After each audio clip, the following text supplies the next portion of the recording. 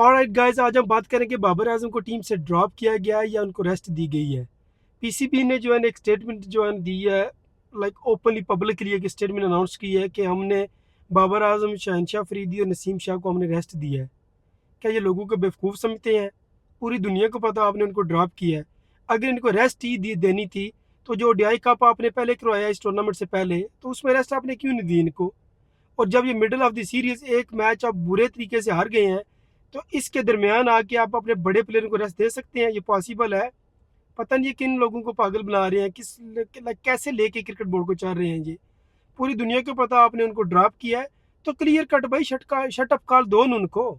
जब आप उनको ड्रॉप कर रहे हो तो मेंशन करो हमने ड्रॉप किया है।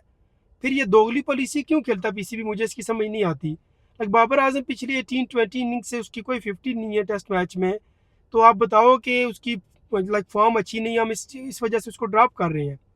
ये क्या तरीका कार हुआ कि आप बता रहे हैं लोगों के जी हमने इनको रेस्ट दिया है? मिडिल ऑफ द सीरीज कौन रेस्ट देता है? कोई लोग पागल हैं, बेवकूफ़ है। लाइक अब पाकिस्तानियों को मैं भी बेवकूफ़ बनाती हूँ तो बाकी दुनिया को बेवकूफ़ है। इवन कि पाकिस्तानी सारे भी समझते हैं, वो बोलते नहीं है। पता है आपको कि क्यों नहीं बोलते, ठीक है? तो सब लोगों को पता है कि आप लोगों ने उनको ड्रॉप किया, तीनों बंदों को ड्रॉप किया आपने। शहनशाह फरीदी और बाबर आजम को उनकी परफॉर्मेंस की बेस पे आपने ड्रॉप किया है।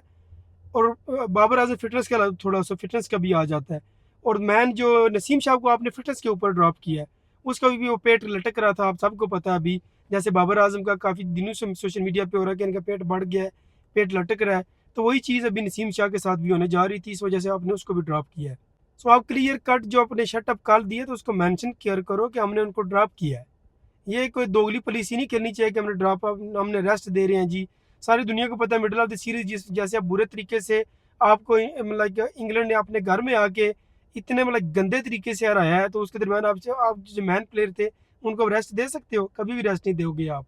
ये सिर्फ आपने लोगों को ड्रॉप किया है, नथिंग एल्स। बाकी अगर पीसीबी ने ये डिसीजन लिया है कि बाबर आजम को हमने ड्रॉप करना है, तो इसमें बाबर आजम का अपना कसूर है। ये सारा ब्लेम बाबर आजम को खुद जाता है कि कितने टाइम से उनकी परफॉर्मेंस में डिप चला आ रहा था।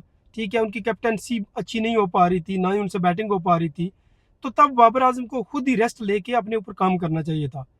पर ये वो कहते हैं ना, पाकिस्तान क्रिकेट में अगर आपको रेस्ट मिल जाए तो रेस्ट इन पीस हो जाता है बंदा। तो ये उस वजह से डरे हुए थे।